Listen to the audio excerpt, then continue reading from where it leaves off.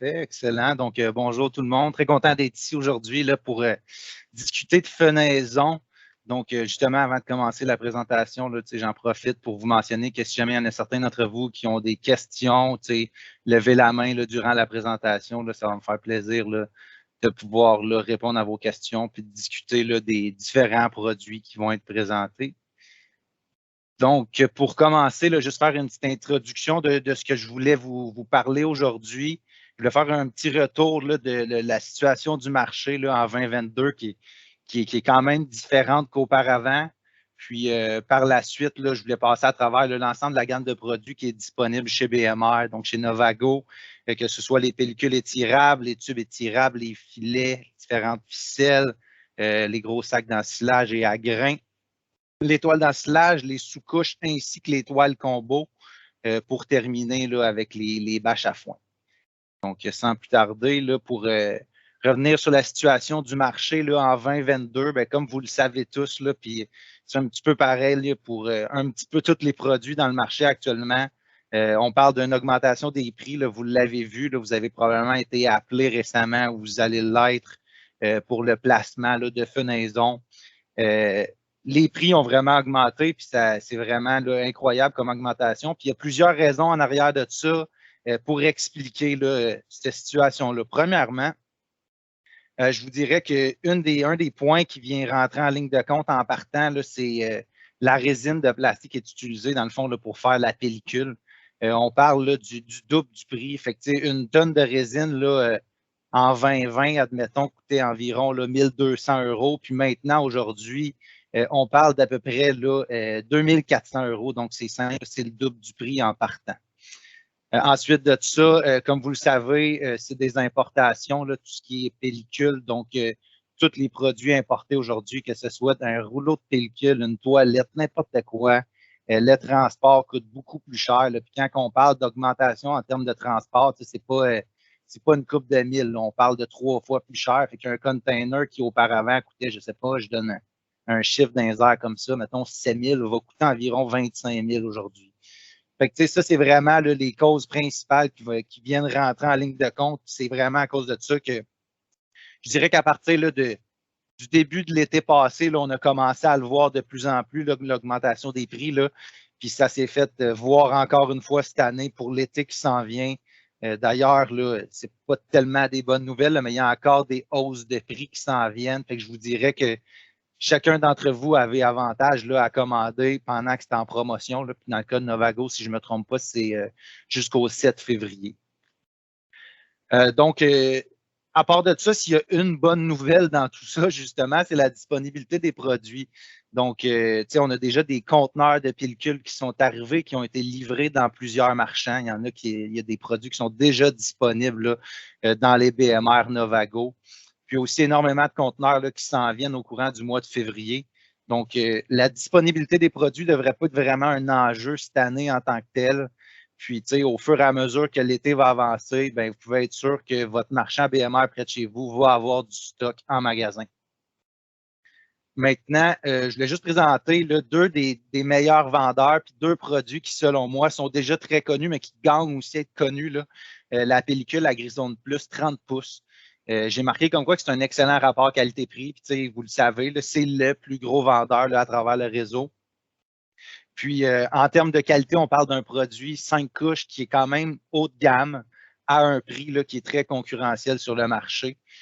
Puis ensuite de ça, on a toujours le Agrizone Expert qui est nouveau quand même là, récemment. C'est un petit peu l'équivalent du Slow Power.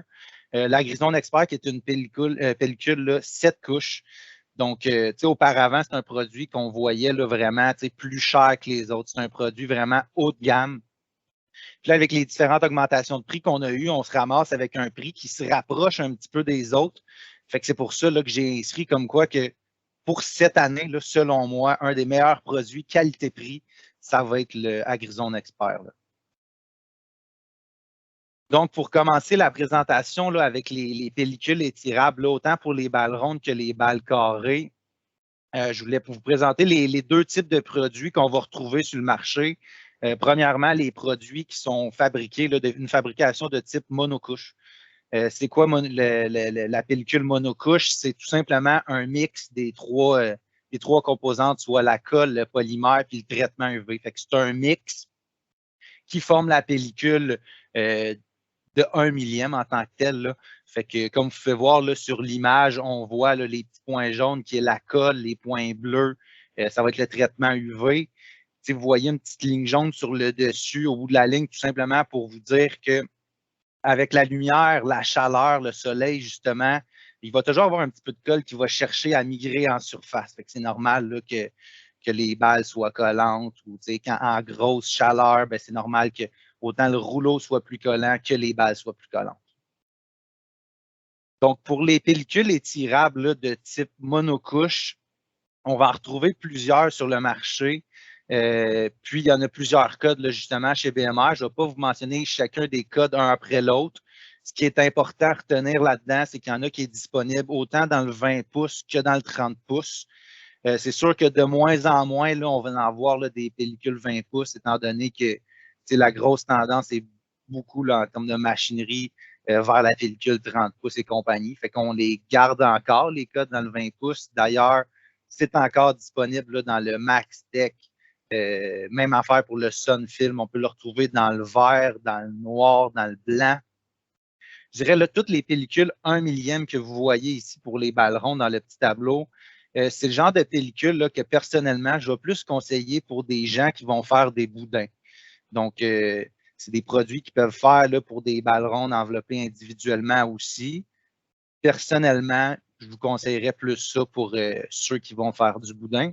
Puis ensuite de ça, encore dans les monocouches, on va avoir la pellicule MaxTech 1.2 qui est quand même connue là, parce que c'est une pellicule qui est un petit peu plus épaisse.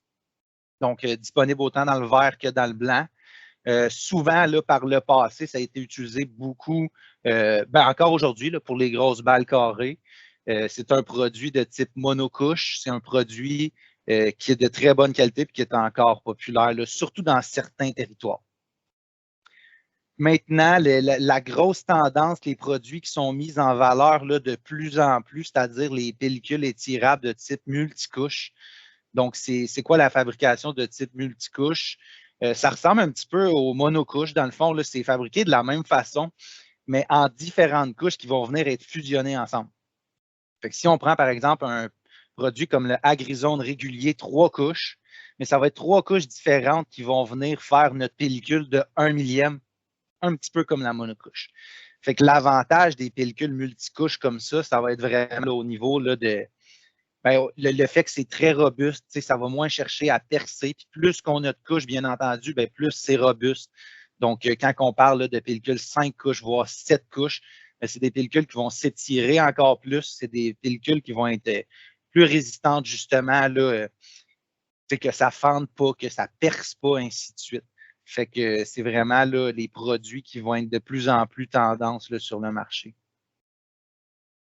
La petite photo ici, c'est pour illustrer un petit peu comment c'est fait là, le principe des pellicules multicouches. C'est simple, là, sur la photo, vous pouvez voir les différentes couches, là, soit le vert, le vert plus foncé, le blanc, encore une fois, ainsi que le vert. C'est tout simplement pour illustrer les différentes couches de la pellicule qui sont fusionnées ensemble. Puis les petits points là, de couleur rouge et bleu, ça va être le traitement UV ainsi que la colle. Comme vous pouvez voir, là, puis un petit peu comme je l'ai dit auparavant, la colle va toujours chercher à migrer en surface. Donc, il va y avoir plus de colle vers le haut, vers les couches extérieures. Même principe pour le traitement UV. Une autre chose qu'on peut apercevoir là-dessus, là, bien entendu, c'est qu'il y a plus de petits points. Donc, chacune des couches contiennent de la colle. Ce que je veux dire par là, c'est qu'il va y avoir plus de colle sur une pellicule de type multicouche, puis plus qu'il y a de couches, plus qu'il va en avoir, fait que ça nécessite là, un entretien des équipements qui est un petit peu plus fréquent là, pour ne pas avoir de problématiques. Donc, dans les pellicules étirables multicouches, il y en a plusieurs produits qu'on tient chez BMR, en commençant par les produits pour les balles rondes. Donc, la Agrizone régulière, donc la pellicule 3 couches, faite dans le 30 pouces. C'est un produit qui, encore une fois, je conseille un petit peu plus pour les gens qui vont faire du boudin. Tu sais, le 3 couches, ça peut faire pour les balles rondes individuelles. Mais tu sais, si on ne veut pas que les coins percent, puis tout ça, tu sais, je vous dirais qu'en termes de qualité-prix, ça devient plus avantageux d'y aller avec une pellicule 5 couches qui ne va pas être vraiment plus chère en tant que telle, là. Fait que c'est pas mal ça pour la Agrizone régulier 3 couches. Ensuite de ça, on va avoir un nouveau produit, soit le Sunfilm Platinum, qui est une pellicule 5 couches. C'est une pellicule là, de bonne qualité, encore une fois, qui va être un peu un équivalent de la pellicule Agrizone Plus. Présentement, je continuerai encore une fois de conseiller plus la pellicule Agrizone Plus, étant donné que le rapport qualité-prix, c'est le plus gros volume. C'est un des meilleurs prix qu'on va avoir là, à travers les marchands BMR. Par contre, au courant de l'été, advenant le cas où vous avez des rajouts pour la 3e coupe, on avait besoin de quelques rouleaux ici et là. À prix régulier, le Sunfilm Platinum va devenir une petite affaire moins chère que le Agrizone Plus. Donc, peut être une belle option là, au courant de l'été. Par contre, au courant du placement actuel, j'irais vraiment plus pour vous conseiller là, une pellicule comme le Agrizone Plus. Donc, pour continuer avec les pellicules pour les balles rondes et ou les balles carrées, justement, on a la pellicule Agrizone Plus dans le 20 pouces et dans le 30 pouces. La pellicule héritage et aussi le Sunfilm Gold, là, je les mettrais dans la même catégorie, vont être des très bons produits que je vais conseiller, surtout pour les gens qui vont faire de la balle ronde individuelle. Tu sais, on le mentionne, là, ça peut être utilisé pour les gens qui font de la balle carrée, mais on a des produits comme les 7 couches, là, juste en dessous, qui vont être vraiment de meilleure qualité, la meilleure qualité sur le marché. Là, donc, c'est sûr que j'irai un petit peu plus avec ceux-ci. Ça reste que c'est des très bons produits, très vendeurs. Puis, advenant le cas où il en manquait d'une sorte, bien, au courant de l'été, on est capable de commander, mettons, la Héritage, qui va être un équivalent, encore une fois. Même principe pour la Sunfilm Gold. Là, on voit que c'est 2 fois 3 couches. Donc, celle-ci, là, dans les Sunfilm, c'en est une qui est une multicouche qui est encore populaire dans certaines parties du territoire, là, mais qui est un petit peu un équivalent du Agrizone Plus. Donc, encore une fois, c'est le même principe. Là. Je vous redirigerai un petit peu plus là, vers la pellicule Agrizone Plus, qui pour moi est un excellent produit, là, soit dit en passant. Pour terminer là, avec les différents codes qu'on va avoir pour les balles carrées, puis spécifiquement là, pour les balles carrées, la 7 couches dans la Agrizone Expert, la Titan ainsi que la Silo Power.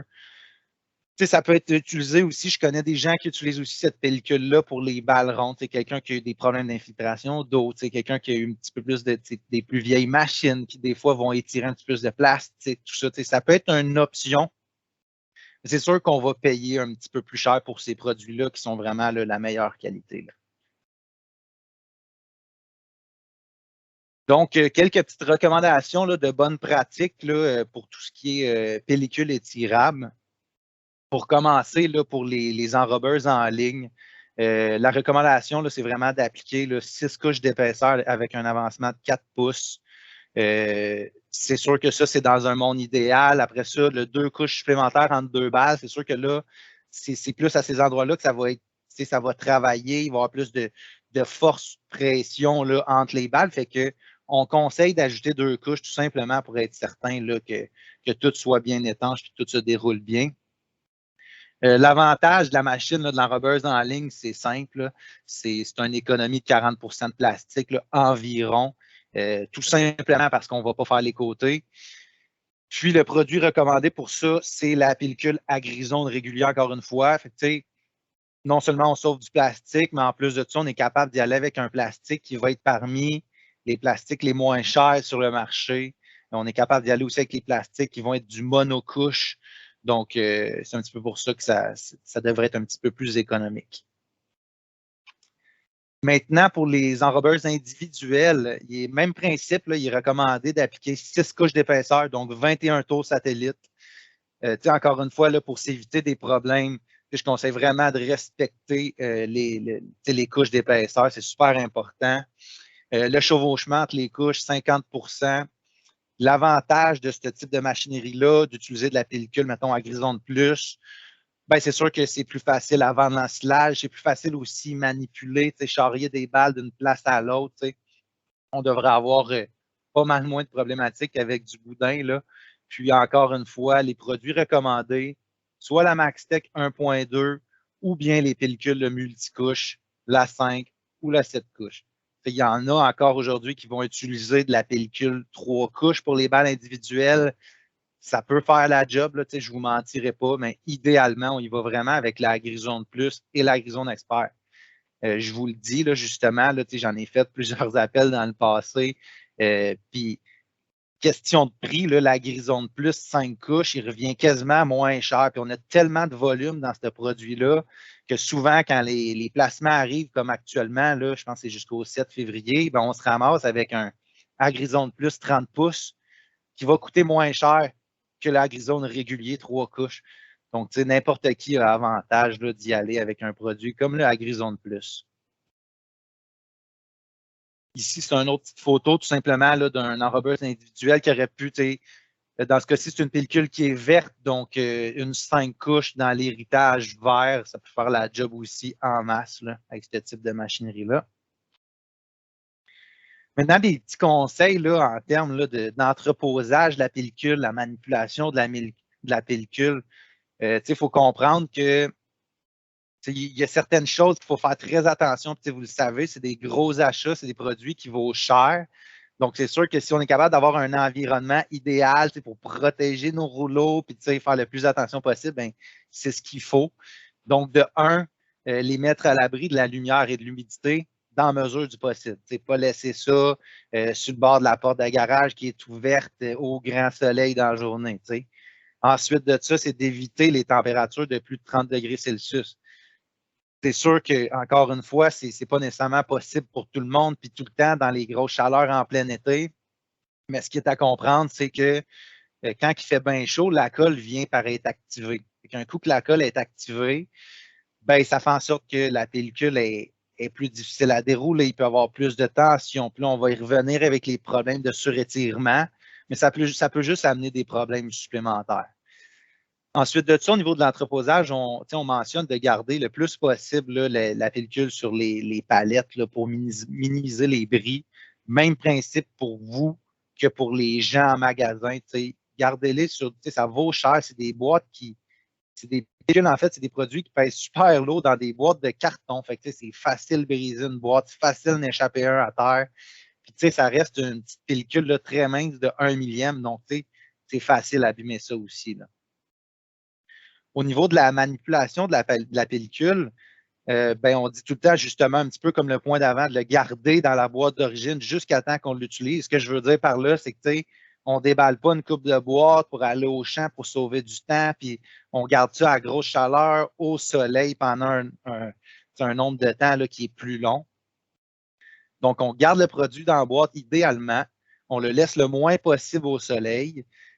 Puis, on dit que idéalement, il ne faut pas utiliser les rouleaux qui ont été trop longtemps au soleil. Là, on donne un petit exemple là, on les laisse à la machine parce qu'on s'en va dîner puis on va revenir plus tard. Ce qui va se passer, comme je vous disais, c'est que la colle va s'activer. Puis là, on va recommencer à travailler dans l'après-midi, puis là, ça va être plus difficile. Là, la pellicule, elle va chercher à s'étirer plus, elle va chercher à rompre, à faire des petits trous. Ça peut être directement causé là, par le fait qu'on l'a laissé trop longtemps au soleil. Fait que ça, c'est quelque chose qui est à éviter. Puis, petit conseil du fournisseur aussi, là, toujours au maximum 3 balles de haut quand c'est enrobé, mettons entreposé. C'est sûr, là, plus qu'il y en a en hauteur, bien, plus que la pression sur les balles d'en bas est forte. Donc, cherche à se déformer, des fois à fendre. Donc, idéalement, c'est maximum 3 balles de hauteur. Maintenant, j'ai mis quelques petites photos là, des problèmes qui peuvent être rencontrés là, par rapport à ces produits-ci. Premièrement, une pellicule trop étirée. Vous le voyez sur la première photo à gauche. Notre rouleau, exemple, là, qui a 30 pouces, mais s'il est rendu à la balle, il est à 10 pouces. Clairement, là, il a trop été étiré. Puis on peut le remarquer en le voyant sur la deuxième photo. Fait que la pellicule, elle vient par être plissée, puis aussi, elle devient moins opaque. Donc, on peut voir plus facilement à travers. Ça, c'est un exemple de pellicule qui est trop étirée. Puis à ce moment-là, ben, la qualité de l'ensilage est moins bonne. L'efficacité de la pellicule devient moins bonne aussi. Puis pour les deux autres photos, c'est tout simplement une photo d'une mauvaise manipulation. C'est une boîte qui a été échappée à terre, dans la roche, puis que la boîte est percée. Ça a l'air de rien, mais c'est très mince, ces pellicules-ci. Fait qu'une petite coche dans la pellicule, là, peut avoir plusieurs tours du rouleau qui est abîmé. Fait que là, ça fait juste amener des problèmes supplémentaires. D'autres types de problématiques là, qui peuvent être possibles et qu'on a déjà vues, là, qui sont survenues dans les dernières années, pour ce qui est des boudins. Dans le fond, il faut vraiment s'assurer là, que les rouleaux de plastique là, sur lesquels défilent les balles, probablement, ils roulent bien, qu'ils ne soient pas bloqués. Parce que c'est sûr et certain que s'il y en avait seulement un rouleau qui ne roule pas bien, mais ça vient créer une friction. Et ça va faire en sorte que le dessous de la balle peut déchirer plus facilement. Puis là, ça amène toutes sortes de problématiques supplémentaires. Même principe que de s'assurer qu'il n'y a pas de pic de plastique, que tout est lisse parce que juste une petite fissure là, avec un petit pic de rien dans le dessous de la balle, sur le coup, on peut avoir l'impression que ce n'est pas tellement grave et que ça ne causera pas vraiment de problématique, mais après ça, il y a l'eau qui s'infiltre là-dedans, des problèmes, moisissures, on perd de l'ensilage, on perd des balles. Fait que idéalement, là, c'est de faire attention à ça. Puis si on le mentionne, c'est parce que c'est déjà arrivé, justement. Fait que c'est des petites problématiques qui peuvent survenir. Oups, on va revenir en arrière. Donc, maintenant, les conséquences d'un plastique trop étiré. Je vous dis, là, dans les dernières années, ça arrive, des réclamations pour de la pellicule puis tout ça. Puis moi, je mets beaucoup de l'avant les pellicules comme la Grizone Plus, la Grizone Expert, qui sont de très bonne qualité. Puis on n'a quasiment jamais de réclamations puis quasiment jamais de problématiques avec ça, sauf dans des circonstances comme ci. Puis ça peut arriver qu'un plastique soit trop étiré, puis je ne suis pas en train de dire que c'est tout le temps la faute du producteur. Là, ça peut être des fois toutes sortes de problèmes, mais il y a des choses qui sont à éviter, puis il y a des petits trucs aussi là, que je vais mentionner au fil de la présentation pour aider à faire en sorte qu'on n'ait pas un plastique qui est trop étiré, qui devienne de moins bonne qualité, puis qu'au bout de la ligne, on perde des balles. Donc, les conséquences, là, c'est que le plastique, pour commencer, il perd sa mémoire élastique. Fait que le but, dans le fond, du plastique, c'est que oui, il soit étiré, mais jusqu'à un certain niveau. Parce qu'un coup qu'on a fini d'enrober la balle, on veut qu'il se resserre sur la balle. Mais quand on l'étire trop, il perd complètement sa mémoire élastique. Ça, c'est la première cause. Ensuite de ça, comme on a vu sur les photos d'avant, il devient plus mince, plus affaibli, donc moins bon. Ensuite de ça, il peut se rompre. Mais quand il finit par se rompre, c'est vraiment qu'il y a eu un problème, là, puis c'est quasiment tant mieux. C'est pour ça qu'on le mentionne. Si on s'en rend compte, puis il finit par rompre, on a un exemple, un pellicule 5 couches à guérison de plus, ça ne devrait pas arriver. Clairement, si ça arrive, il faut se poser des questions, il faut voir qu'est-ce qui a pu ne pas être correct ou des affaires comme ça. Là. Fait que ce qui peut provoquer un surétirage, justement, le premier élément qu'on mentionne tout le temps, puis c'est souvent ça qui va arriver, c'est un dépôt de colle sur les tensionneurs. On va y revenir pour ça, puis on va revenir sur comment on peut les nettoyer, tout ça, puis je le mentionne à chaque fois que je faisais des appels, j'essaie de le mentionner parce que c'est quelque chose qui est super important. Puis, je le mentionnais au début, plus qu'on a une pellicule avec plusieurs couches, plus qu'on a de colle, plus qu'on risque d'avoir des dépôts de colle sur les tensionneurs, puis plus qu'on a besoin d'entretien justement par rapport à ça. Ensuite de ça, ce qui peut provoquer aussi un surétirage, c'est l'augmentation de la vitesse entre deux rotations. Donc, le plastique qui vient par être plus étiré. Ensuite de ça, comme je vous mentionnais tantôt, le plastique étant en plein soleil pendant 2 ou 3 heures, le film il peut commencer à souder, mais sur le rouleau. Fait que quand le film il commence à souder sur le rouleau, il commence à être plus difficile à étirer de base. Puis après ça, on s'en vient par le passé d'intentionneur. Fait que là, il devient surétiré. Là, vous mentionnez les 3 types là, de modes de collage là, pour la pellicule, comment ça fonctionne. Là. Il y a le système de collage direct, là, vous savez toute la colle. Et ensuite de ça, il y a le système de collage indirect. Fait que ça, c'est la mémoire élastique. Là. Fait que c'est le film qui se resserre sur la balle un coup qu'on l'a enrobé. Puis le système de soudure. Donc, le système de soudure, ça, c'est quoi? C'est un coup qu'on a enrobé la balle, avec la chaleur, l'action de la colle, du soleil, tout ça, les différentes couches qu'on a mis une par-dessus l'autre, autrement dit, les 6 épaisseurs qu'on a mis, ils viennent comme par se souder ensemble pour faire une couche scellée où il n'y a pas d'air qui passe, tout ça. Encore une fois, quand on enrobe par temps très chaud, qui est 30-35 degrés, c'est normal, là, le film il devient plus élastique, plus mou. Fait qu'il faut faire attention parce que c'est là qu'on risque d'avoir là, un surétirement. Maintenant, il peut avoir des conséquences aussi pour une pellicule qui est sous-étirée. Puis, je ne sais pas si je l'ai mentionné, mais tu sais, c'est pas bon qu'une pellicule soit trop étirée, mais c'est pas plus bon qu'elle soit pas assez étirée non plus. Tu sais, c'est des pellicules qui sont faites pour être étirées entre 50 et 70 %. Fait que, tu sais, il faut quand même qu'il y ait une certaine tension, là. Donc, dans les conséquences, ben, c'est clairement là, une tension insuffisante du plastique.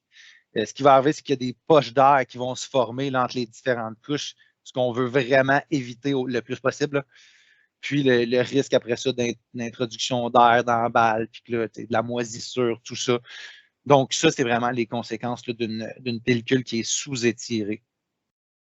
Ce qui peut provoquer un sous-étirage, justement, un peu quand on disait qu'il y avait une vitesse trop vite entre deux rotations, mais ça va être le même principe. T'sais. Un dérèglement de la vitesse, ça peut causer justement le fait qu'il se crée des poches d'air entre différentes couches de pellicule, si on veut. Puis ça, justement, là, c'est une situation qui est à éviter. Maintenant, pour l'enrobeuse, s'il y a des pignons qui sont cassés, des dents qui sont abîmées, complètement usées, ça, c'est une chose qui peut arriver aussi, là, qui n'aidera pas, dans le fond, là, à l'étirement de la pellicule. Même principe pour le ressort là, qui est sur le dessus de l'enrobeuse. S'il est déjà pré-étiré ou surétiré, mais il ne vient pas créer assez de tension, ce qui va faire en sorte que la pellicule ne sera jamais assez étirée. Finalement, l'absence de la colle. C'est sûr et certain que la colle fait en sorte que ça crée une tension déjà en partant, en déroulant le rouleau de pellicule.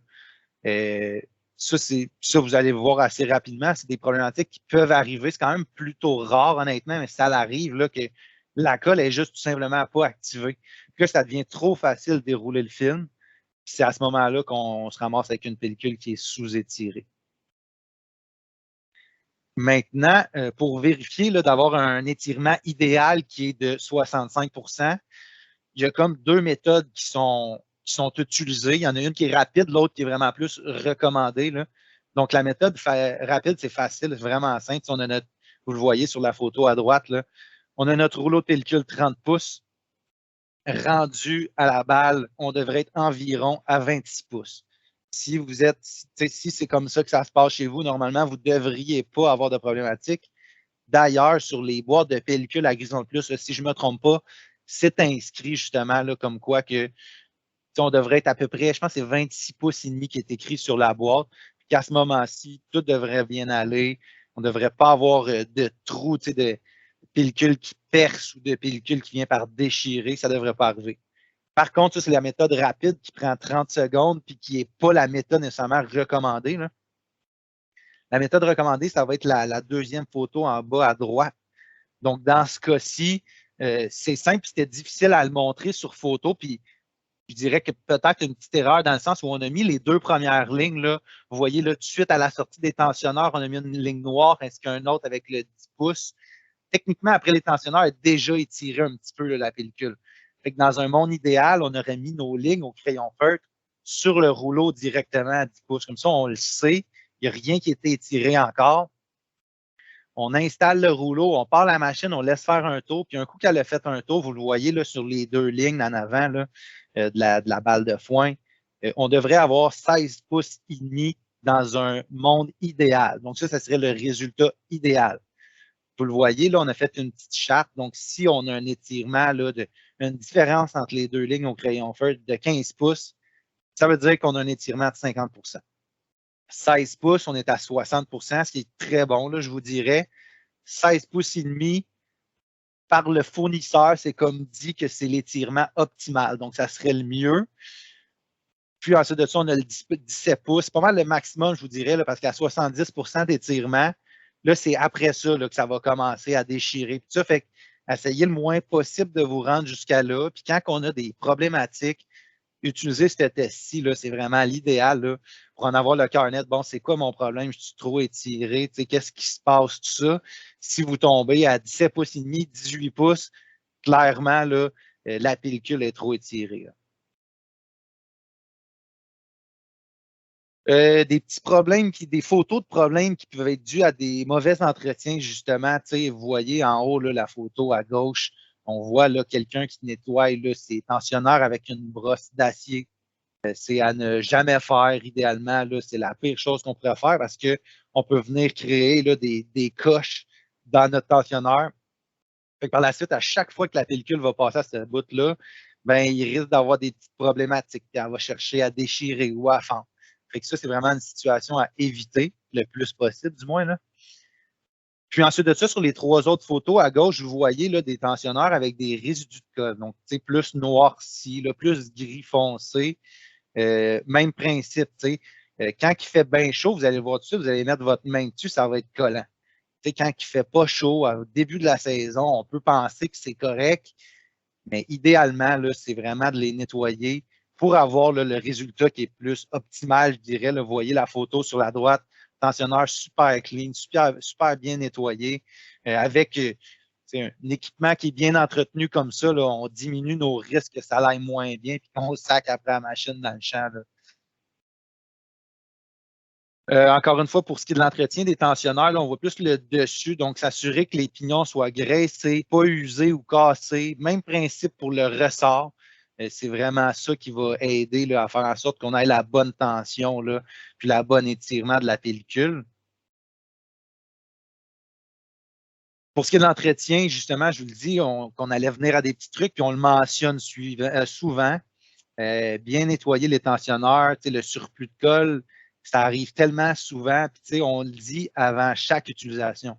On s'entend que tout dépendamment de la pellicule que vous allez utiliser, il y a des fois où ça ne sera pas nécessaire, d'autres fois que oui, mais quelqu'un, exemple, là, qui utilise de la pellicule là, à Grisonne Expert, 7 couches, tout avantage à nettoyer ces tensionneurs le plus souvent possible parce qu'il y a plus de colle en surface, plus de dépôts sur les tensionneurs. Donc, pour les tensionneurs là, plus en caoutchouc, ça va être l'hydrate de méthyle. Là. On a mis les codes. Donc, tous ces produits-ci vont être disponibles là, dans le BMR près de chez vous. Ça, c'est sûr et certain. Ce n'est pas un problème. Pour les tensionneurs en aluminium, ça va être plus là, la bonne vieille canette de brake cleaner là, qui est tout le temps conseillée. Puis, encore une fois, je le répète, là, pas de brosse de métal. On y va tout simplement avec une lingette, là, une guenille, tout simplement. Est-ce qu'il y avait des questions là, avant qu'on embarque dans les tubes pour les balles rondes? J'en ai pas dans le clavardage, Thanaël, pour l'instant. J'ai pas de main levée non plus, mais gênez-vous pas si vous avez des questions à les poser via le chat ou à simplement lever la main, puis Thanaël pourra y répondre avec plaisir. Excellent. Donc, on va poursuivre avec les tubes. Donc, les tubes étirables là, fabriqués avec des polymères là, permettant au tube de reprendre sa forme une fois étiré, un petit peu comme la pellicule, là, ça a une mémoire élastique. Donc, c'est pas mal ça.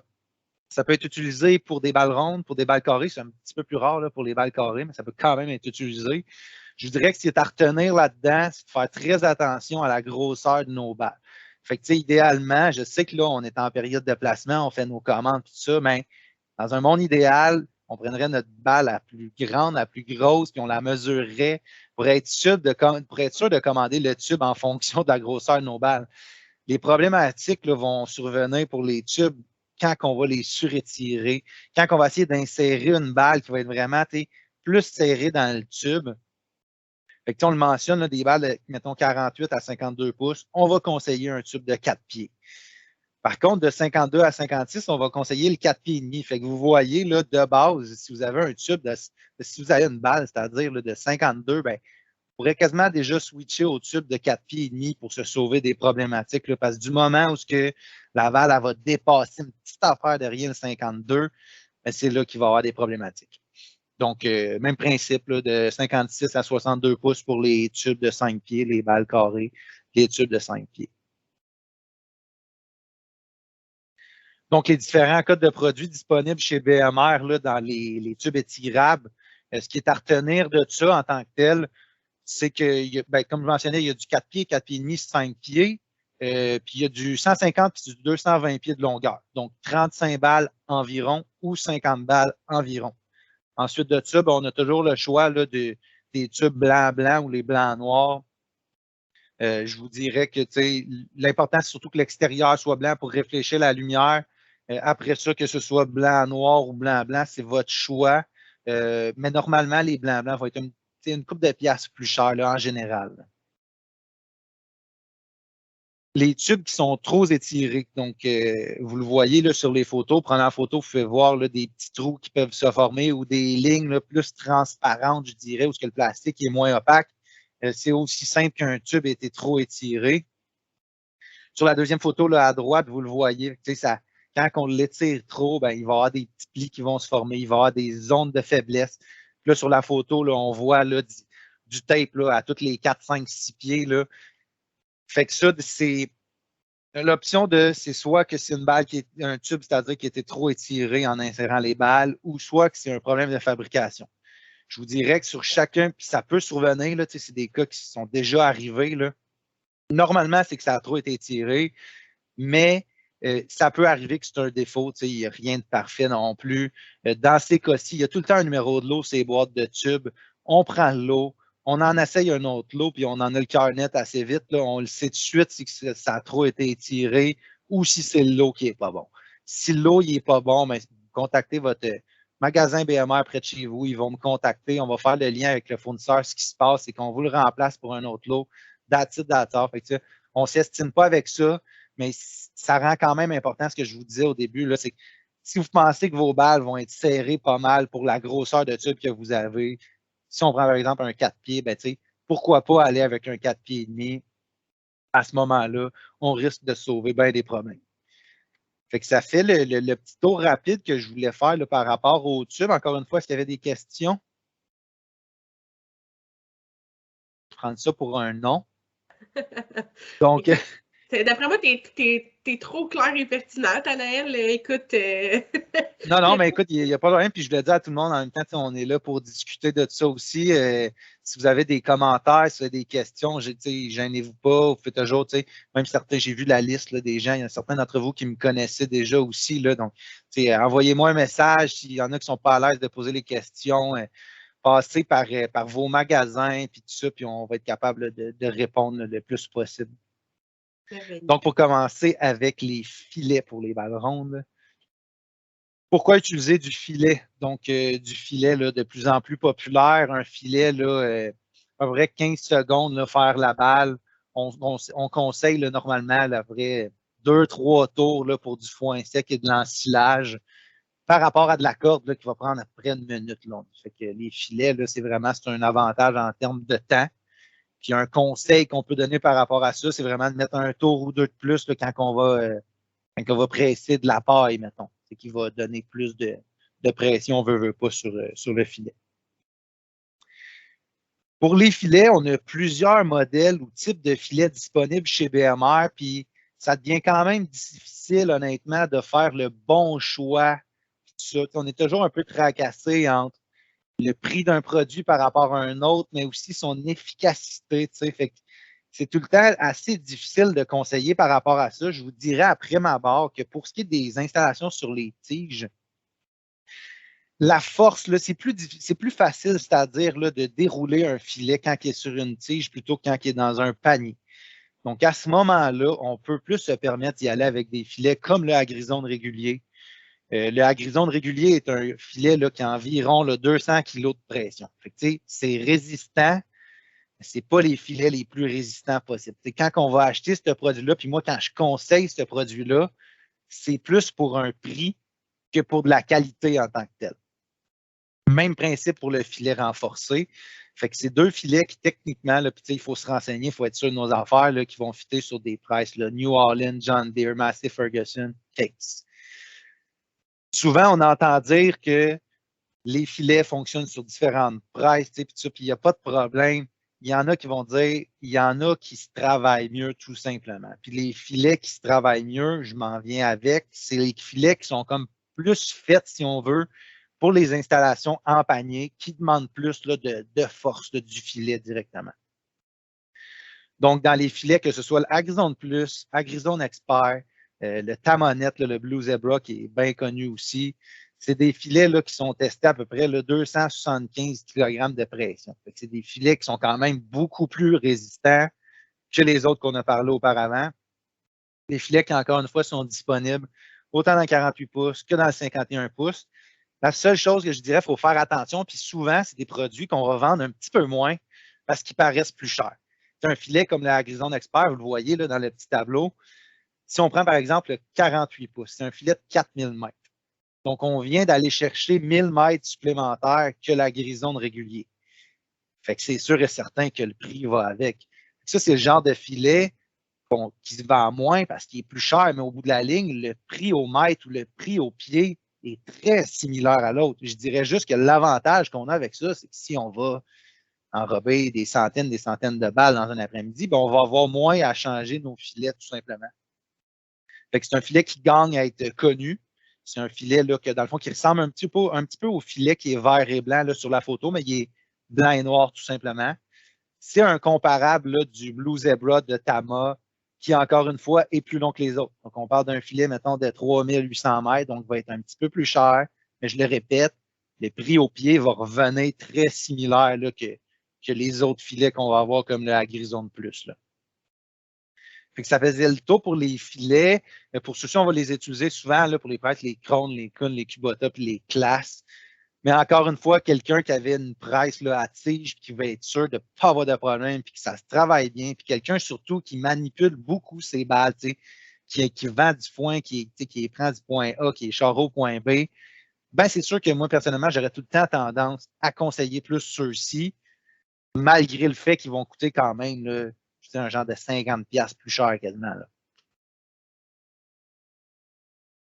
Les problématiques là, qui peuvent être possibles avec les filets, écoute, il y a toutes sortes de problématiques qui peuvent arriver. Vous le voyez sur les différentes photos. Premièrement, pour la photo 1, un filet qui ne s'étire pas correctement. Ça peut être dû à la mauvaise forme ou densité de la balle. Ça peut être dû à une tension qui est insuffisante du filet. Ensuite de ça, pour la deuxième photo, des filets qui se déchirent sur la balle, à des endroits comme au milieu, c'est un petit peu spécial. Là. C'est souvent dû à des mauvaises coupes du filet à cause de la tension, encore une fois. Ça peut être des mailles là, qui sont coincées dans les couteaux aussi. Fait que quand on voit ça, ben, c'est une des premières choses à vérifier. Y a-t-il des mailles? On s'entend qu'un filet, c'est résistant à énormément de pression. C'est même impressionnant, je dirais, à quel point c'est fait fort. Mais si on prend maille après maille, là, on s'entend que c'est facile à couper, c'est facile à détacher. Fait que c'est fait fort ensemble, mais du moment qu'on vient couper plusieurs mailles, on se rend compte que le filet devient là, pas mal moins résistant. Là. Fait qu'encore une fois, ça peut être le filet qui peut être endommagé par l'usure des courroies. Il y a plein de causes possibles à ça. Puis pour la troisième photo, ça peut être l'éclatement des battes. Comme vous le voyez sur la photo, ben, de un, ça peut être une balle qui est mal formée. De deux, ça peut être la tension qui est trop forte sur le filet. Fait que dans ce cas-ci, on aurait eu avantage là, à utiliser un filet comme le Tama, comme le Agrison Plus ou Agrison Expert. Ça peut être aussi là, les rouleaux dans la chambre là, qui sont endommagés tout simplement, ou encore une fois la barre là, qui va sortir la balle de la chambre, qui a une coche qui est abîmée, quoi que ce soit, il y a des mailles qui restent poignées dedans. Ça vient créer ce genre de problématique-là. Cette diapo aussi, c'est tout simplement un petit mémo. Dans le fond, c'est une résolution technique des filets Tama là, directement sur leur site Internet. En fait, Tama, vous le savez, c'est notre principal fournisseur dans tout ce qui est filet et maintenant, aujourd'hui, dans certains gros sacs. Là. Ça, on va y revenir. Mais Tama, sur leur site, ils ont une section. Je dirais que c'est rien d'explicite, mais c'est un outil qui est le fun et qui est rapide pour vous, mettons, dans le champ qui avait une petite problématique ici et là. On rentre dans la section technique sur leur site, on marque le type de presse qu'on va avoir, c'est quoi le problème qu'on a présentement, puis eux autres, ils vont nous donner des causes possibles de pourquoi ça a pu arriver, puis tout ça. Bien sûr, là, on ne prend pas le téléphone puis on appelle Tama. Il faut passer par notre magasin BMR près de chez nous si on veut changer de modèle de filet, si on va avoir plus de renseignements, quoi que ce soit. Mais ça, c'est vraiment juste un petit outil là, qui peut être pratique et qui est bien, bien, bien rapide. Là. Maintenant, s'il n'y a pas de questions, encore une fois, on va commencer avec les ficelles. Excellent. Donc, je pars pour les ficelles. Dans les ficelles, on a plusieurs types de ficelles, là, comme vous le savez tous, là, les ficelles pour les petites balles carrées, les ficelles pour les balles rondes, les ficelles pour les grosses balles carrées, ainsi que la fameuse ficelle sisal. Les points importants qui sont à vérifier quand on achète une ficelle, le plus important, ça me tente de dire la force au nœud, le poids de la bobine, puis la longueur de la ficelle. Donc, voici les types de ficelles qu'on va avoir pour la petite balle carrée. Je vous dirais qu'il n'y a rien de vraiment nouveau en tant que tel chez BMR dans les types de ficelles pour petite balle carrée qu'on va avoir. Donc, tu sais, comme à l'habitude, on va en avoir autant dans le bleu, dans l'orange que dans le blanc. Fait que c'est les couleurs qui vont vraiment être disponibles. Après ça, ben, comme vous le savez encore une fois, de la 5006, de la 5002, de la 9000, de la 10000, puis de la 12000, la longueur là, va pas mal tout le temps être déterminée en fonction de la grosseur de chambre que vous avez là, dans votre presse. Là. Fait que ça, d'année en année, ben, c'est pas mal tout le temps le même type de longueur qu'on va prendre. Là. Je dirais la seule chose qui est à retenir dans ça, vous le voyez, si on prend par exemple là, la ficelle 9000, il y en a plusieurs couleurs, plusieurs codes différents. C'est tout simplement parce qu'on a des forces au nœud différentes. Je disais que c'est des points importants à vérifier. Quelqu'un qui va manipuler ses balles, souvent, tout ça, ben, dans la 9000, ça peut être intéressant d'y aller avec la 180 livres de force au nœud. Quelqu'un qui échargera pas ses balles ou qui manipulera pas tant que ça, on peut y aller avec de la 130 ou de la 160. Puis, je le mentionne parce que le prix va toujours aller en fonction de ça aussi beaucoup. Fait que, il ne faut pas se surprendre, il ne faut pas commencer à comparer non plus une ficelle de 130 livres de force au 2 avec une 180. Là. Bien entendu que, premièrement, ce ne sera pas le même poids, puis c'est sûr que ce ne sera pas le même prix non plus. Là. Donc, ça fait pas mal le tour des ficelles pour les petites balles carrées. Je le répète, pas énormément de nouveautés là-dedans. Pour les ficelles, pour les balles rondes, c'est assez simple, encore une fois. Même principe, pas énormément de nouveautés. Ça va être souvent de la 20 000, de la 28 000, de la 40 000. Un peu comme les petites balles carrées, je n'ai pas mentionné, c'est quasiment toujours des paquets de 2 dans la petite balle carrée. Là, si je peux revenir juste ici, on avait juste la 5600 qui est en paquet de 1. Le reste, c'est tous des paquets de 2. Même principe pour les balles rondes. Là. Ça va être tous des paquets de 2, sauf la première ici, la verte, dans le 20 000 pieds. Fait que c'est ça, disponible dans le vert, dans le bleu, dans le blanc, dans différentes longueurs, encore une fois, qui vont fitter dans les chambres que vous avez dans vos presses. Maintenant, pour les ficelles, pour les grosses balles carrées, un petit peu plus de nouveautés là-dedans.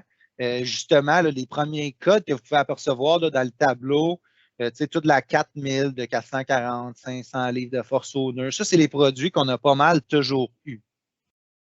Ensuite, on a la ficelle Ultra Grip là, qui est sortie sur le marché, ça fait déjà quelques années.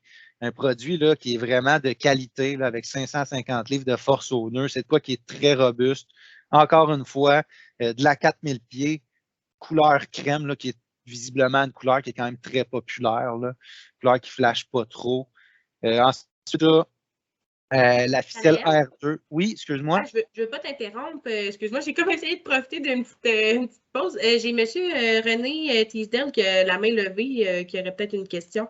Je vais activer votre micro, M. Teasdale.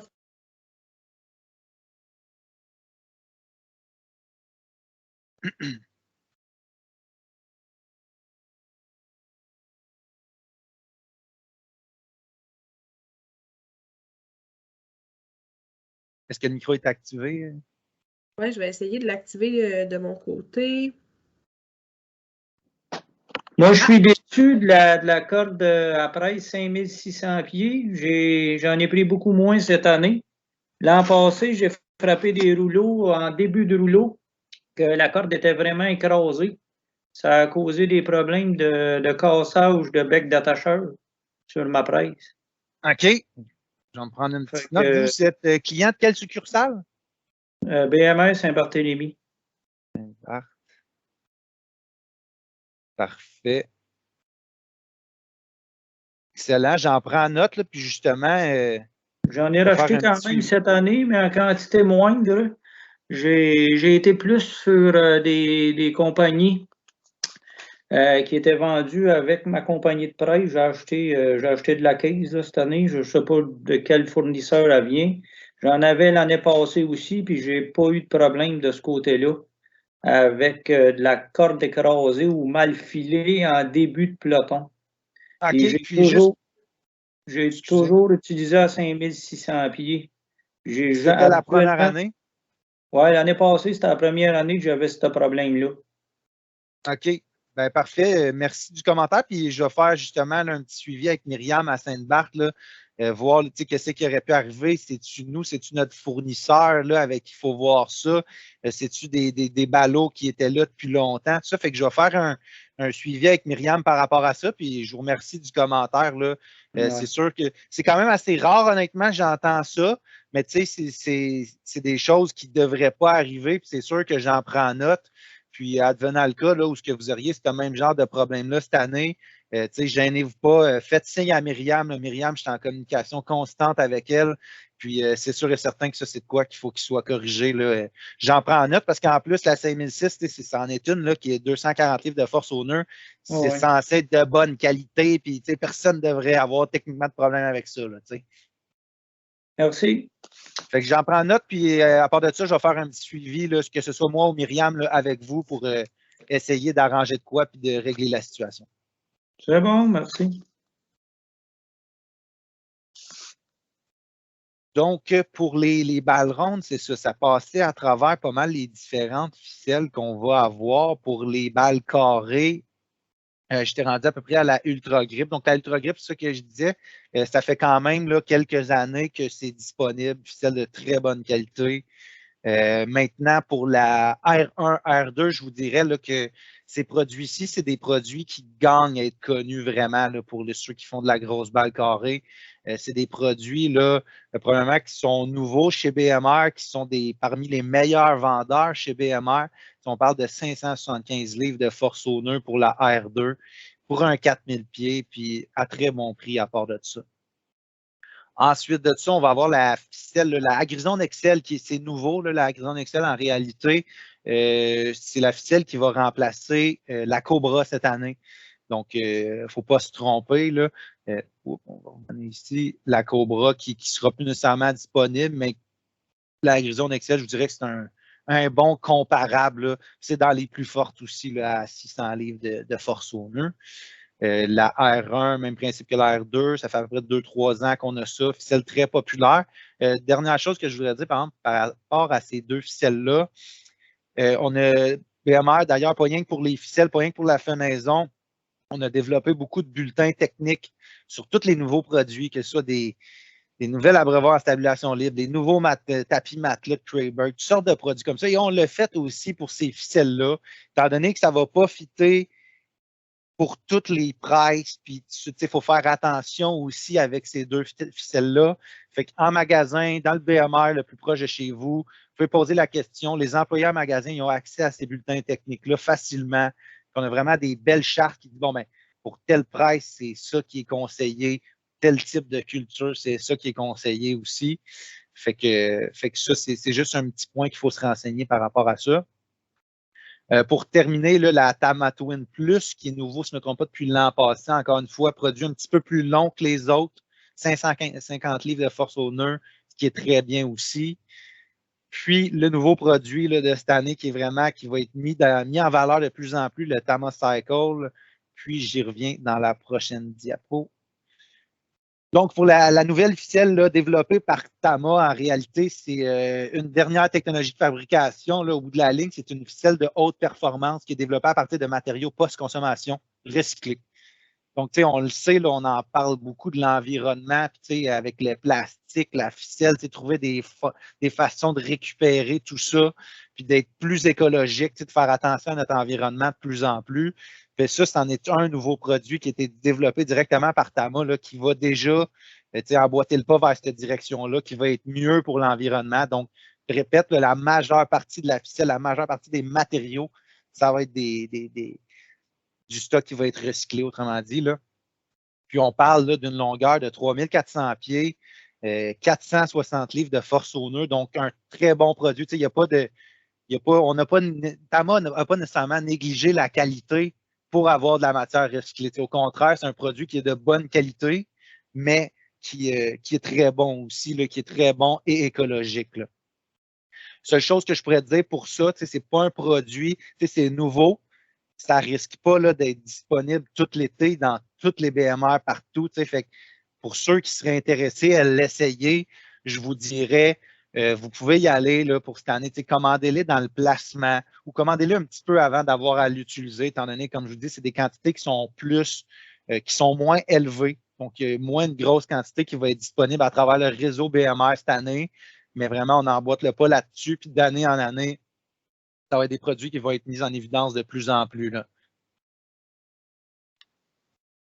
Maintenant, je voulais revenir aussi sur la ficelle synthétique AR2 pour balle carrée, la Export Plus AR2. Là, pourquoi je veux en parler? Bien, premièrement, c'est probablement la ficelle pour les balles carrées, pour les grosses balles carrées chez BMR qui est la plus populaire.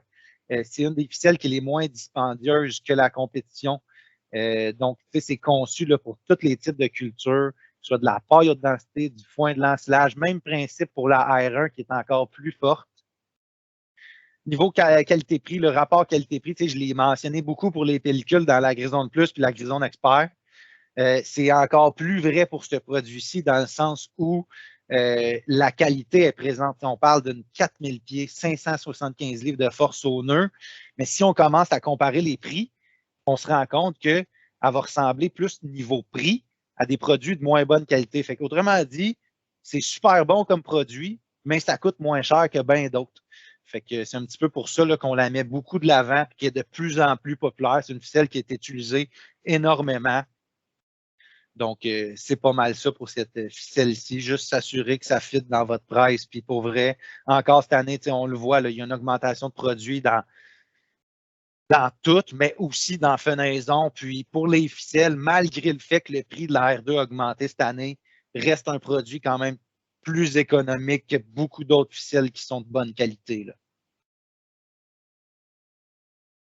Pour terminer avec les ficelles, là, la ficelle en sisal là, qui est biodégradable, donc bon pour les animaux au champ, c'est encore une ficelle qui est quand même assez populaire. Donc disponible dans le 7200 pieds, dans le 9000, dans le 10 000. Là, on parle pour les petites balles carrées. Ensuite de ça, pour les balles rondes, tout ce qui est enrobé, là, on va parler plus de le code, le 0464135, qui est le faible teneur en huile. Pourquoi? Là, c'est que le traitement de la ficelle, là, on peut chercher à faire fondre le plastique. Fait que quelqu'un qui va enrober ses balles, bien entendu, il faut vraiment utiliser ce code-ci plus que les autres, là. Est-ce qu'il y avait d'autres questions par rapport à la ficelle? Non, parfait, ça fait le tour, excellent. Donc, on continue le vite dans les gros sacs d'ensilage et grains. Ce que je voulais mentionner pour les gros sacs d'ensilage, c'est que pour cette année, BMR là, est revenu là, avec les sacs IPESA qui sont dorénavant distribués là, par Tama Canada, donc notre fournisseur de filets, là. Donc, les deux types de sacs, là, les sacs high-tech puis les sacs IPESA vont être disponibles chez BMR pour cette année. Et après avoir discuté là, avec Kim, probablement que dans les BMR, là, dans Novago, en tout cas, ça va être probablement plus le sac IPESA qui va être tenu en stock. Par contre, là, pour vous rassurer, pour ceux qui sont habitués avec du e-tech, ils vont être disponibles aussi sur commande. Ça, ce n'est pas un problème. Dans les dimensions des gros sacs d'ensilage et grains, premièrement, je voulais juste faire la différence là, dans les gros sacs. Là, honnêtement, sur le marché, il doit y en avoir une centaine de codes différents. Il y a des longueurs différentes. T'sais, si on prend exemple ici dans le tableau, le 10-330, mais dans un autre fournisseur, ça va être du 10-300. Fait qu'encore une fois, le prix va varier. Tu as des sacs aussi qui existent qui sont seulement pour l'ensilage. Donc, des fois, on va entendre des prix qui sont vraiment meilleurs chez des compétiteurs. Mais il faut toujours se poser la question, c'est-tu un sac ensilage et à grains? Chez BMR, ce qu'on tient, c'est deux fournisseurs qui sont de très bonne qualité. C'est des sacs de très bonne qualité. C'est des sacs surtout qui vont faire autant pour l'ensilage que pour le grain. Fait que ça, c'est de quoi des fois qu'il faut faire attention dans la comparaison des prix qu'on va avoir. Ce qui est à retenir là-dedans, vous voyez, les dimensions vont se ressembler d'un fournisseur à l'autre. C'est l'épaisseur des sacs. Encore une fois, l'épaisseur des sacs va jouer dans le prix. Là, ça, c'est sûr et certain. Fait que d'une place à l'autre, les prix pour les sacs, même dimension, peut être différent, mais ce n'est pas nécessairement les mêmes épaisseurs partout. Fait qu'il faut faire attention par rapport à ça. On est vraiment content là, d'avoir fait affaire encore avec IPESA cette année. C'est des sacs qui étaient disponibles là, dans le passé chez BMR. C'est des sacs qui étaient quand même très en demande. C'est un fournisseur qui est excellent aussi, là, je dirais, au même niveau qu'ITech. Puis la différence de prix que vous allez pouvoir remarquer cette année entre les deux, c'est le transport, tout simplement. Il y en a un qui vient de Shanghai en e-tech, l'autre qui vient de l'Europe. Donc, tu sais, tout ce qui est Chine, tout ça là, peut coûter un petit peu plus cher de transport. Fait que la différence de prix en tant que telle, c'est vraiment là qu'elle va jouer. Là. Encore une fois, pour les gros sacs, là, on conseille tout le temps là, une matière sèche idéale là, pour les ensilages de foin de 35 à 40 pour le maïs de 32 à 35 C'est de manière générale, s'il y a du liquide dans les doigts de la machine en sachet, c'est qu'il est trop humide. Puis si l'ensilage est trop humide, bien, malheureusement, c'est là qu'on commence à avoir des problématiques. Là. Donc, la compaction de l'ensilage dans le sac est très importante. Je dirais même que c'est le nerf de la guerre. C'est ce qui va faire qu'on va avoir un bon résultat par rapport à si ça ne va pas bien, puis si on ouvre le sac, puis l'ensilage est moins belle ou le sac s'est affaissé, tout ça. Fait que la compaction, c'est super important. Premièrement, plus le matériel est compacté, plus le milieu anaérobique qu'on dit, il va être présent puis rapidement. Fait que plus qu'il est compacté comme il faut, bien, plus qu'il va se tenir debout puis comme il faut.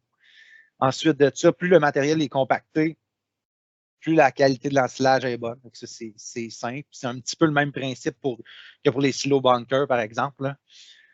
Puis finalement, là, plus le matériel est compacté, bien, moins la pression sur les parois est grande, puis moins on a des risques d'avoir des problématiques. Là.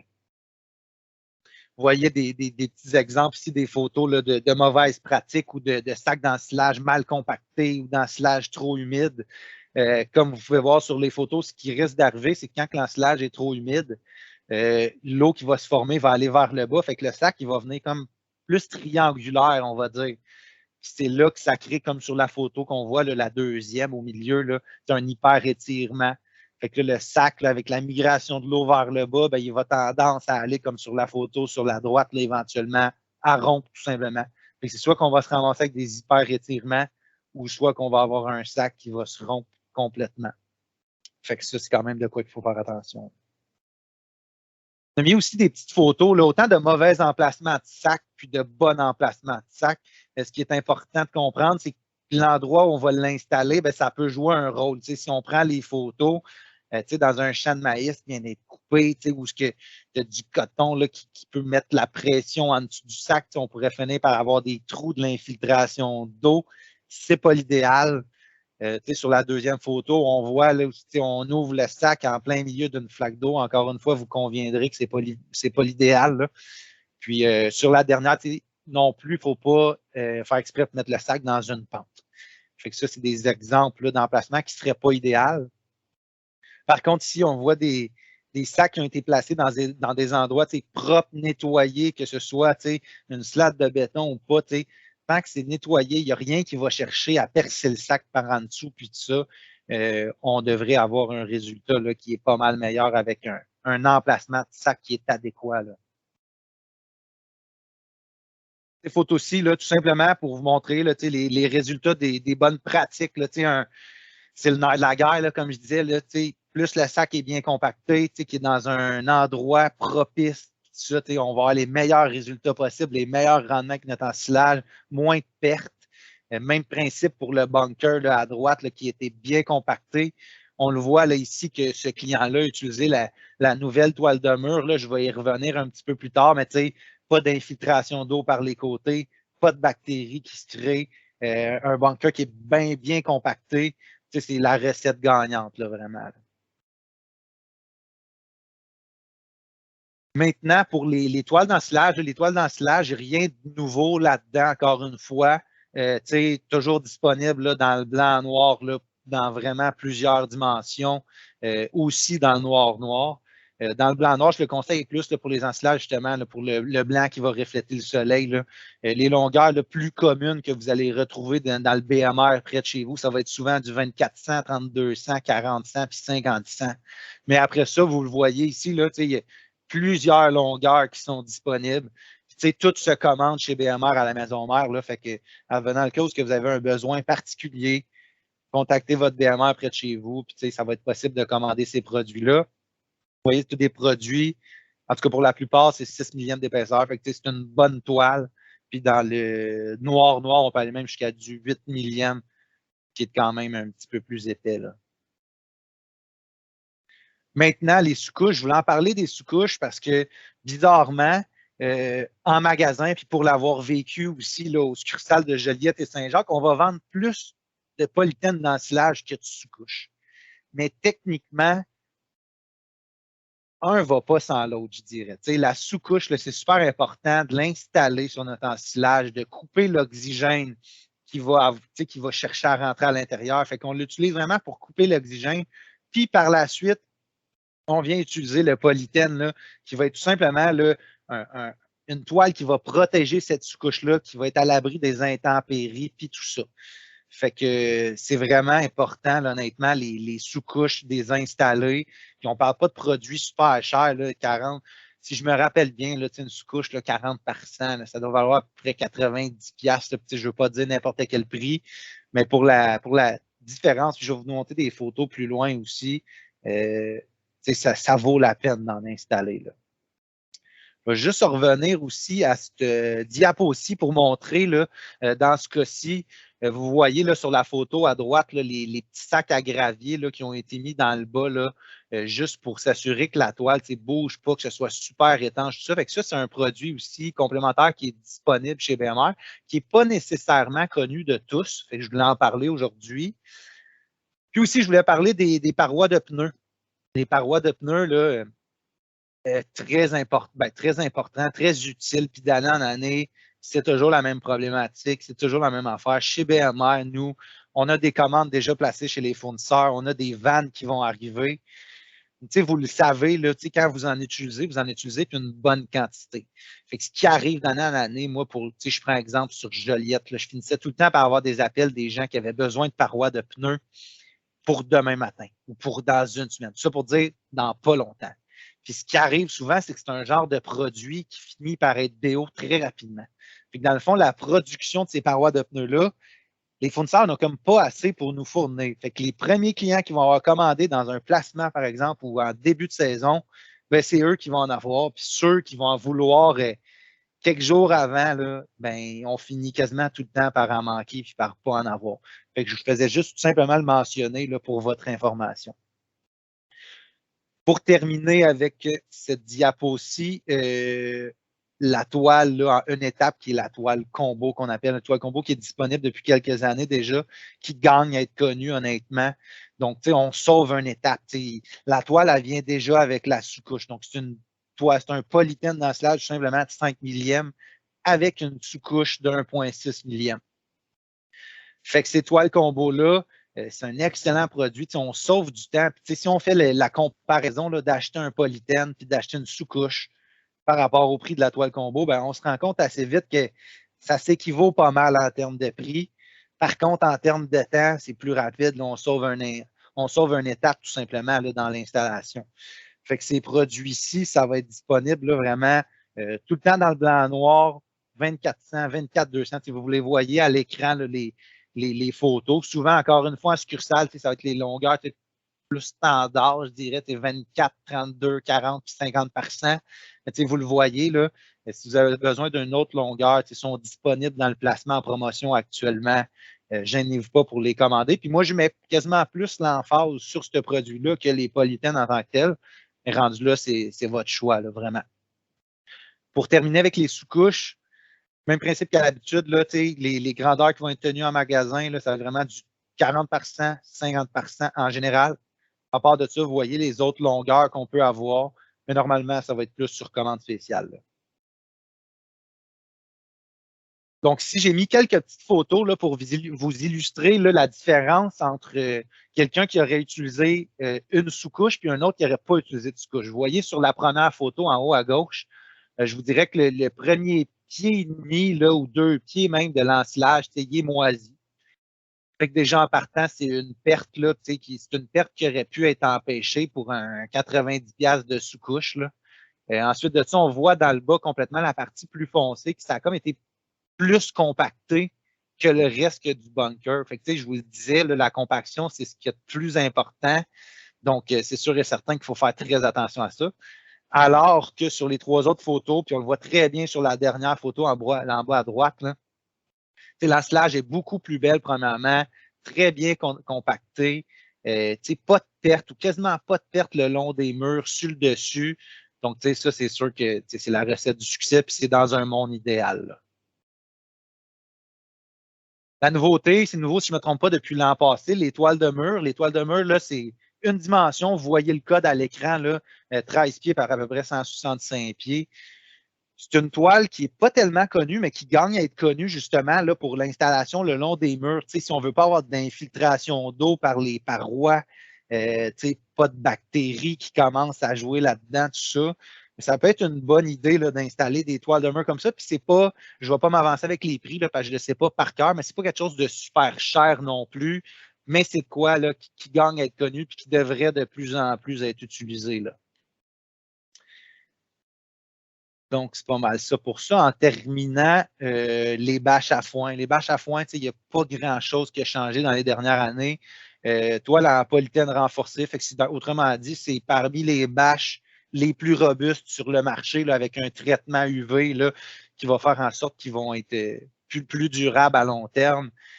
L'extérieur argenté, l'intérieur noir, donc argenté pour refléter la lumière. Pour l'installation, par contre, il y a des centres sur le côté. On conseille de passer un tuyau bord en bord, puis de venir attacher ça là, à l'aide d'ancrage. On vend les ancrages vrillés aussi là, qui sont disponibles. Donc, ça, c'est un excellent produit là, pour venir solidifier puis s'assurer que ça ne parte pas au vent, là. Puis encore une fois, c'est le même principe. C'est les mêmes dimensions d'année en année. Sont encore en promotion actuellement dans le placement. On parle de longueur de souvent, c'est des 20-48, 23-48. On a le 25, le 28 et le 33 dans le 48 pieds. Puis on a la plus petite là, de 25 par 33. Fait que ça, c'est un produit, comme je vous dis, là, qui est assez connu. C'est des bonnes bâches, des bâches de qualité, là. Ça faisait pas mal le tour de l'ensemble des produits là, qui vont être disponibles, qui sont disponibles dans le placement là, présentement chez Novago. Donc, je vous le répète, si vous avez des questions, c'est le temps. Si vous avez des suggestions, des commentaires ou whatever, je suis à l'écoute. Ça va me faire plaisir là, d'en parler avec vous, là. Merci, Danaël. C'était super complet comme présentation. Tu as vraiment passé un éventail. Tu as touché un éventail de sujets. C'était super complet. J'ai Christian qui a la main levée. Christian, vous pouvez activer votre micro. Oui, bonjour. J'ai une question pour les enrobages de balles rondes. Moi, dans le fond, j'ai une vieille enrobeuse manuelle qui marche plus avec le nombre de tours. Donc, le 21 tours satellite ne me dit pas grand-chose. Dans le fond, pour avoir mes 6 couches, il faut que je fasse 3 tours complets de balles. Dans le fond, que j'enrobe la balle à 3 reprises pour avoir mes 6 couches, c'est bien ça? Ouais, minimum. Puis, je vous dirais que, honnêtement, le but à travers ça, c'est vraiment de s'assurer que, au bout de la ligne, la balle soit opaque. C'est pas normal qu'on voit à travers. Souvent, on va en voir des situations où on veut économiser du plastique un petit peu puis sauver en couche. Je vous dirais que si c'est difficile pour vous d'identifier exactement combien de tours que vous avez fait, ou je vais être honnête aussi en même temps, je ne les connais pas toutes, les machines. Je connais beaucoup plus les produits que les machines. Mais je vous dirais, assurez-vous d'en mettre plus que pas assez. Si vous voyez à travers, vous voyez que ce n'est pas clair, vous voyez, je ne sais pas, de la ficelle, c'est pas normal, allez-y avec un tour de plus.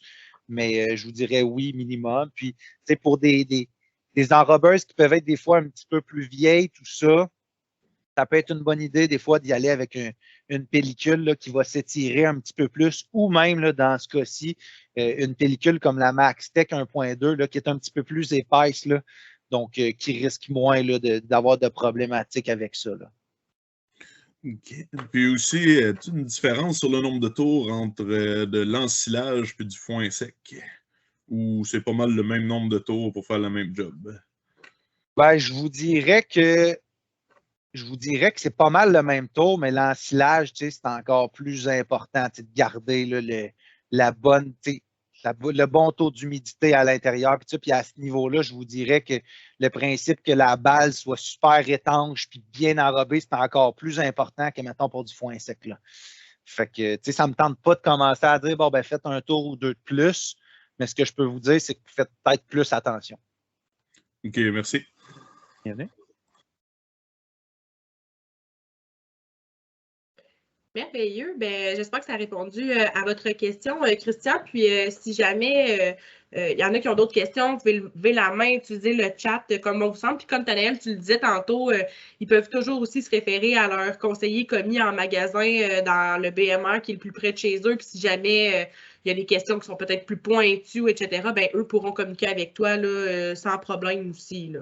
Exactement. Puis, tu sais, je le répète, puis c'est tout le temps la même affaire. C'est pas tout le monde nécessairement en magasin qui va connaître tous les produits, puis les specs, puis tout ça. Puis moi, avec, j'en apprends encore là, de jour en jour.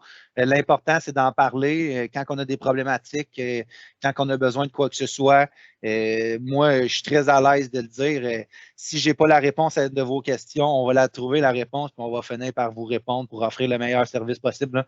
Fait que ça, j'ai toujours fait ça dans le temps où j'étais gérant là, pour les succursales de Joliette et Saint-Jacques, puis je vais toujours continuer à agir de la même façon là, pour Novago, là. Merci, Nathanaël, puis félicitations pour la présentation, c'était très pertinent.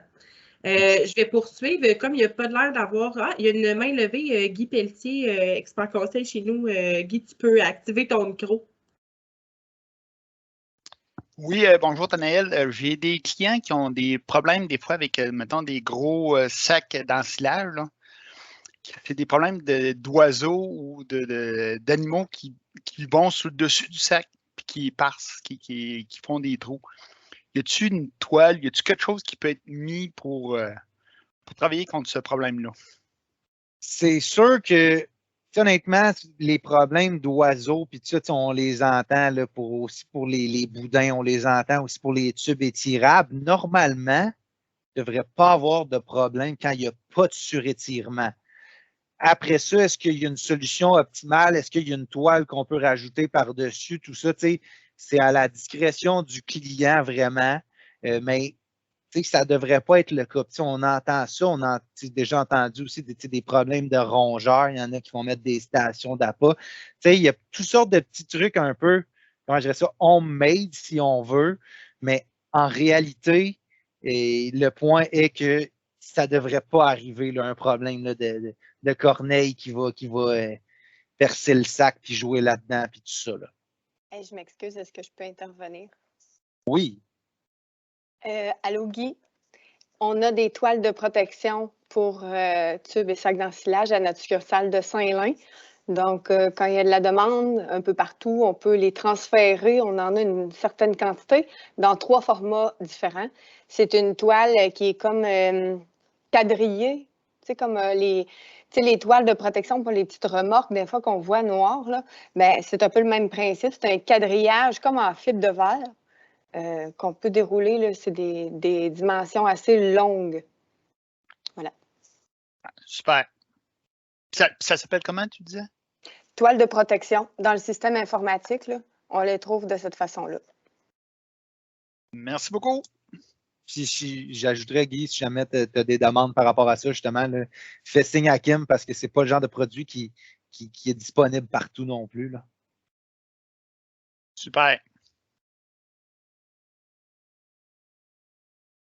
Merci, Guy. Super pertinent. Je pense que c'est une question qui revient souvent chez les producteurs. Là. Puis, Kim, merci pour ton apport. Puis, je profiterai de l'occasion, Kim, qui était là pour te passer la parole, te passer la POC pour que tu puisses présenter aux personnes qui sont sur la présentation aujourd'hui notre nouvelle plateforme de commande en ligne pour faciliter leur soumission, puis aussi leur parler un peu des promotions en lien avec la fenaison qui sont en cours chez Novago Coopérative en ce moment.